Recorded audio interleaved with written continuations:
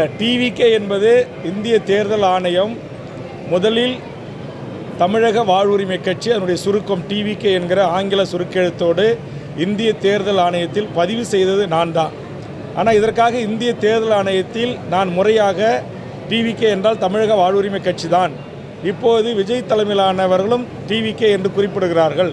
தேர்தல் ஆணையம் இதில் யார் உண்மையிலும் டிவிகே என்கிற இந்த ஆங்கில சொற்றொடரை பயன்படுத்திக் கொள்வது என்பதை முடிவெடுத்து அறிவிக்க வேண்டும் என்று நான் கடிதம் அனுப்பினேன். அதற்கு இதுவரையிலும் இருந்து தேர்தல் ஆணையத்திடமிருந்து எந்த பதிலும் வரவில்லை. இப்போதுதான் தெரிகிறது தேர்தல் ஆணையம் டிவிகே என்றால் அது விஜயா அல்லது வேல்முருகன் தலைமையிலான தமிழக வாழ்வுரிமை கட்சியா என்பதை இறுதியிட்டு எனக்கான உத்தரவை வழங்காமல் இருப்பதனுடைய பின்னணி எல்லாம் இப்போதுதான் கொஞ்சம் கொஞ்சமாக வெளிவந்து கொண்டிருக்கிறது.